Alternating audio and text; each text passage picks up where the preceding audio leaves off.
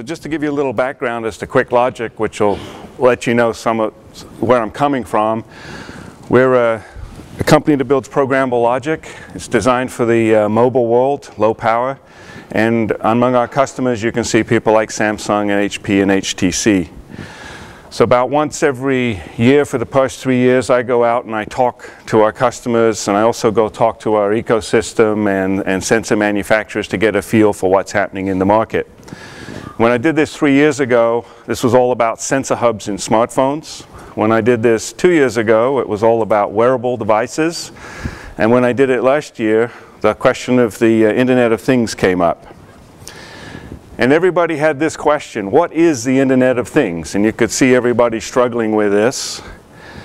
The conclusion that I came to out of this struggle is that we're actually at a big inflection point. In the past 40 years or so, humans have had to provide all the data to computers. Computers really couldn't get much data for themselves. What's happening now is that computers can sense the world for themselves, and that's going to create a big change. So I thought it would be interesting to think about how we take full advantage of this opportunity. I don't think it's a matter of what one thing's going to happen. It's a matter of what are we going to create together going down the Internet of Things world. So I'm going to give you a little bit of history. I'm going to take you back to a previous inflection point, and then I'm going to talk about two key trends that I think are going to challenge the assumptions we've built up over the past 40 years and explain how wearables influence that. So if you go back to when I was graduating from college, computer meant an IBM 370. That was a giant machine that filled up a whole room. And if you'd asked me, if you told me, gee, we're going to take a computer and we're going to stick it in a car to control brakes because we want to improve safety, I would have said, no way you're going to fit that thing in a car. That isn't going to happen. And yet 40 years later, we don't have one computer in a car. We have dozens of computers in a car. So that was a profound change. If you go back to that same 1975 and you talk to me about modems, well, here's the modem we had back then, 300 baud acoustic coupler. I like the telephone. And if you'd said to me then, wow, we're going to run TV over the telephone system, I would have said, no way. And yet here we are 40 years later. We have TV, on-demand movies, and all that kind of stuff. So what created this change? Well, what drove this particular change is the notion that you could take a computer and you could put it on an integrated circuit. So that's a 4004 on the left. And before this time, people tended to do everything in hardware. Software was software and hardware was hardware. If you built a calculator, you built it out of hardware. Ted Hoff's idea was, no, we'll build a computer and we'll design calculators based on computers. That really wasn't enough because, of course, that thing's not very powerful. So the second thing that came along was the scaling, which we all know as Moore's Law. And that scaled these things till they had the horsepower to do what we needed to do. Scaled them by a factor of 1,000,000. So I sit here and I ask myself, well, what's changing now? If I go out to 2055 and I look back, what will I see? Well, I'll see one thing. I'll see MEMS sensors, because now we took this manufacturing process that drove Moore's Law, and it gives us sensors, small, cheap sensors that we can use everywhere. And I think two things are going to have to change to take full advantage of this. One thing is the role of software, and the second thing is the role of certainty. And that's going to be a little more controversial. I believe that in the past 40 years we've kind of shifted from hardware to software, and now hardware needs to come back and have a place at the head table, and I'll explain why. From a software perspective, the software guys answer to every question is, I got a CPU for every need. If I need more performance, I get a bigger CPU, I run the clock first, or I add more memory. If that's not good enough, I add multiple CPUs. And if that's not good enough, as a last resort, I'll add a hardware accelerator, usually a big FPGA from Xilinx or Altera. The Internet of Things, though, turns this world upside down, because the main constraint we have when we get right out on the edge, and I'm not talking about the core cloud, I'm talking about the very tip, the skin of the Internet of Things where all the sensors are, is now battery life is the main constraint. So when I went out 3 years ago and I talked to the little smartphone guys, they wanted to do always-on sensing. They wanted to have their sensing running 24 hours a day. But they recharge their battery every day. Most of us recharge our battery every day. So they said we have a 3 milliwatt power budget. But one guy came back and he said, well, no, you don't have a 3 milliwatt power budget. I really want to be less than a milliwatt. And I wasn't quite sure why, but I listened to that. 2 years ago, when we went out and looked at consumer wearables, everybody was saying 500 microwatts. And I realized that first guy was a guy who was in the wearable market at that time. Last year when I went, now notice, by the way, that we've dropped the power requirement by almost a factor of 10 in 1 year. So then I went out last year and talked around and ran into the Internet of Things people, and they're all going, these are in enterprise wearables, they're all saying, no, I need 80 microwatts of power. Well, they actually don't say that. What they say is I need 6-month battery life, but that translates into 80 microwatts of power. So if you look at that, we've come down another order of magnitude in another year. Hopefully this trend doesn't quite continue.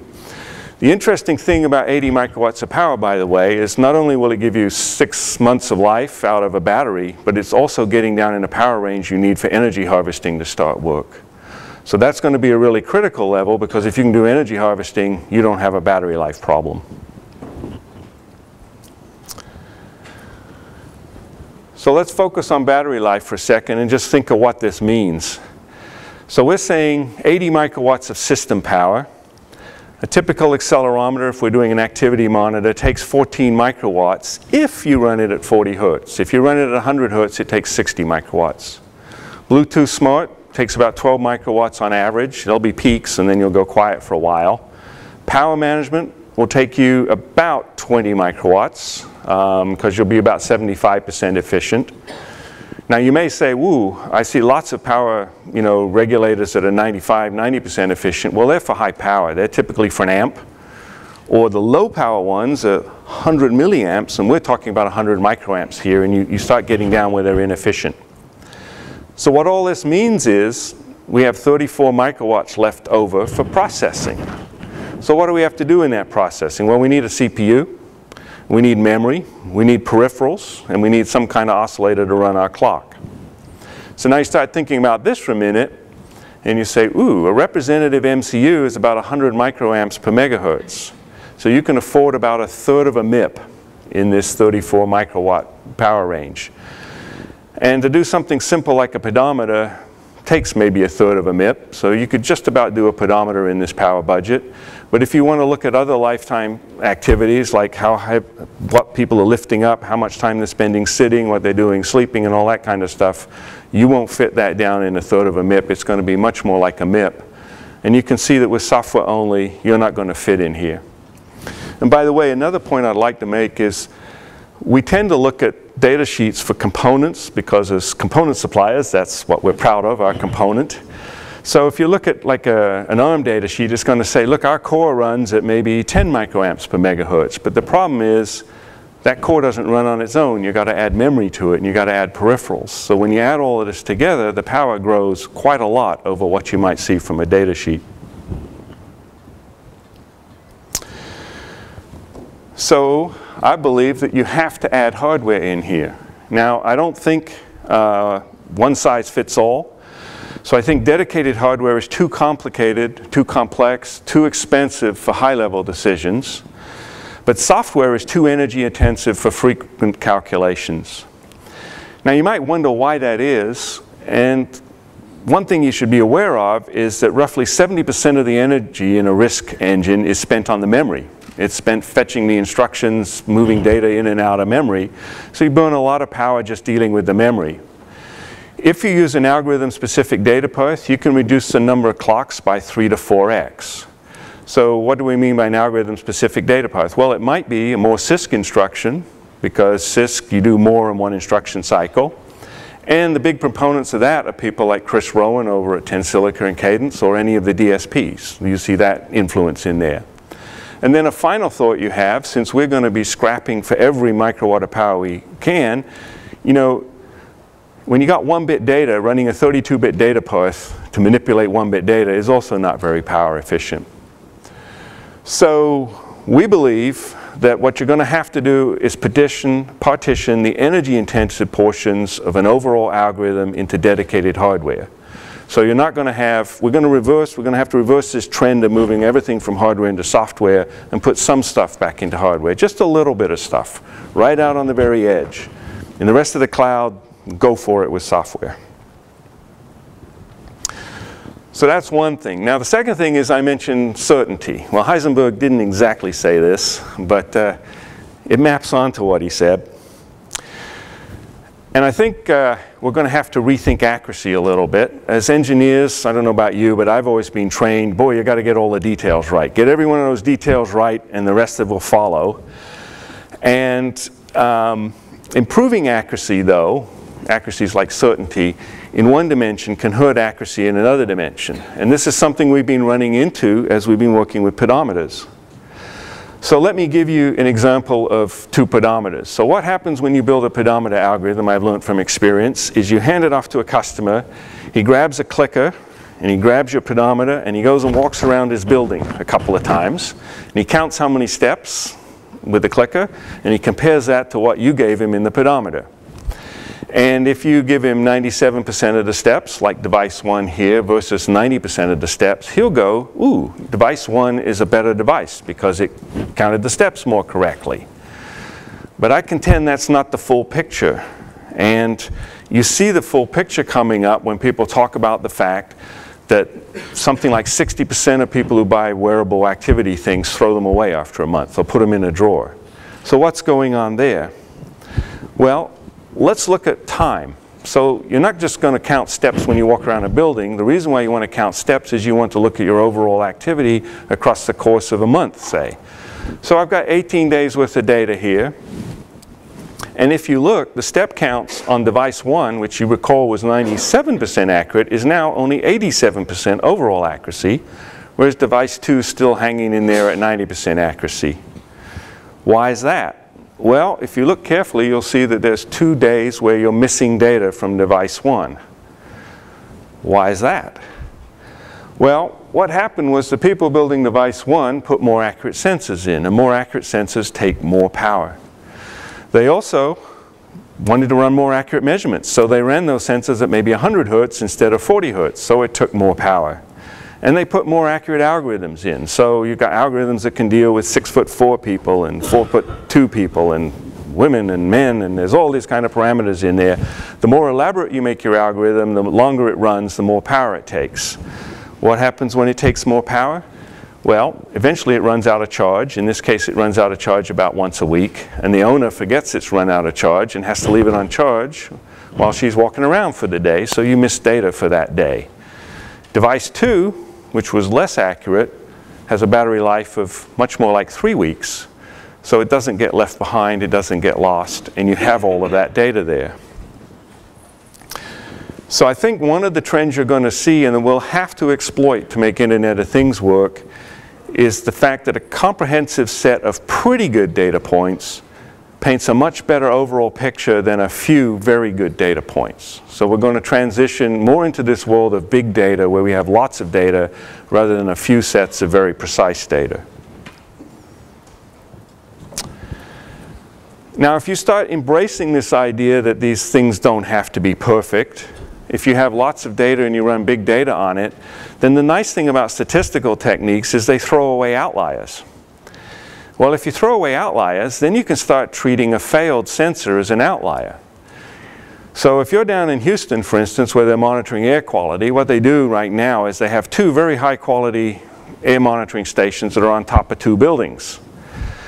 But imagine if you had 1,000 of these things sprinkled around the city, and imagine if, 10% of those 1,000, so 10 of them weren't working. You'd probably still get a pretty good picture of what was happening in that city. But if one of those 2 expensive pieces of equipment goes down, you have a problem. So in the world of many cheap sensors spread around, you can actually drive your maintenance costs down because now you don't have to go out and maintain them all the time. You can tolerate the fact that some of them don't work. And that lets you spend more money on sensors or more money on the processing, so you can still go back and get a bigger, better picture of the world. And that's quite different than the way I think we were trained as engineers, which is make a few things and make them very, very well. By the way, I'm not suggesting you should apply this big data technique to aircraft design, for instance. When I get on my aircraft, I want a 99.99999% probability it's going to function.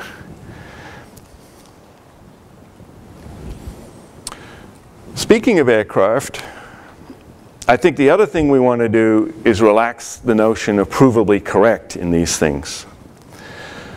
So in the old way of doing things, if you were building an aircraft flight control system, for instance, or vehicle stability for a car, or perhaps a process control system, what you tended to do is you built a Kalman filter. And the key aspect of the Kalman filter was this matrix called f of k, which describes the dynamics of the system. And to do this, you had to know what f of k was. You had to work that out. So basically, the deal people made was they said, look, give me expected outputs and a transfer function, and I'll compute the required inputs for you. That's how a flight control system or a vehicle stability system works. But we don't know the transfer functions of all the systems. So if we want to scale and we want to apply these techniques to all of these different kinds of systems, we're going to have thousands or millions of engineers trained in working out transfer functions for very strange things. That's going to make scaling very, very difficult for us. There is a solution to that, and the solution to that is machine learning. And I think machine learning is the thing that's really going to let us scale all of the data processing we want to do from all of these sensors. And in case you're not familiar with machine learning, the basic premise of machine learning is give me a lot of inputs, give me a lot of outputs, and my machine learning algorithm will find a transfer function, if there is a transfer function, that explains that data set. And once I have that transfer function, then I can give it different inputs and I'll get new sets of outputs that go through something kind of like that transfer function. Now this is kind of scary because if you think about it for an airplane flight control system, for instance, if there's some regime that you didn't cover in your input data set, then that transfer function isn't going to handle that regime and you're going to end up in a crash. But for a lot of things, I think this machine learning big data is going to be exactly what we need. So for instance, in wearables, my wife has one of these wearables. It has some stuff that happens in the cloud, and I'm pretty sure there's some machine learning hidden behind it. And it comes back one day and it pops up and says, you know, we've noticed that you sleep better if you get more than 4,000 steps a day. You're at 3,500 steps, you might want to go out and walk around the block a couple of times before you go to bed. Now, that's not a life-critical thing, right? So if its projection is wrong, it's not a big deal. But if the projection's right, you get a better night's sleep and you do better on the next day. So that seems like a very useful thing. And it's kind of difficult to imagine people thinking of this transfer function between walking and sleep. Maybe someone would have come up with that, but machine learning found it quite easily. Another place where machine learning has really deployed is in voice recognition. So if you look at Google Voice, that's a large chunk of that's driven off machine learning. It's not perfect, but it's better than having to type everything into your computer. And it's only in parts of the voice recognition system right now. There's one part that's called hidden Markov models, where a lot of very bright people sat down and worked out these hidden Markov models to work between phonemes going around. Just recently I saw a paper by Andrew Ng where he says he's replaced that with machine learning. He now has a recursive neural net that does better at hidden Markov models than all of those people that worked on speech recognition for the past 40 years. So that's a pretty impressive result. Again, it doesn't really matter if it sometimes gets it wrong. It's more useful than not having it. Language translation. So how would you translate language? Well, people have been working on that ever since the computer came out too. Machine learning technique, go to the EU. Whenever they write a law, they translate it into all the languages of the European Union. Feed that into a big computer somewhere and it says this word here matches into this word there. So you can translate French to English, French to German, French to Greek, whatever you want to do. Is it perfect? No, it's not perfect, but again, it's way, way better than not having it. So these are all examples of where we can learn things about the world by just throwing more data into these machine learning things, which is something we have to do, and we give up the certainty of knowing we have the right answer all the time. So I've gone through my things. So what I wanted to do was say we grew up in the age of microprocessor. And the age of the microprocessor set the way we thought about computing, we think about computing. Now we're starting into the age of the Internet of Things. And what I believe that does is require a change in the way we think about design. Some of the things we learned when we were building airplanes and these very precise systems, we need to back away from that. It's not necessarily point accuracy that's concerned, it's the overall accuracy that's concerned. It's not necessarily having the best thing, it's having the thing that best maps economics and quality together. And then we use big data to make something brilliant out of that. And a couple of things I think as engineers is going to be very difficult to challenge, and it's kind of difficult to talk about it up here in front of, in the quality sense, is we're going to have to embrace uncertainty. Overall accuracy is more important than point accuracy, so we need to make sure we can get overall accuracy.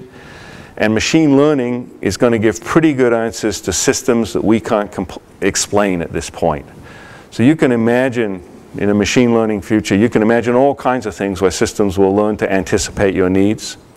And then the final point I'd like to make, and this has been absolutely driven home by the work we're doing in wearables, when power is critical, you've got to come back and think about hardware. You can't think about software all the time. You've got to mix software and hardware together. Thank you.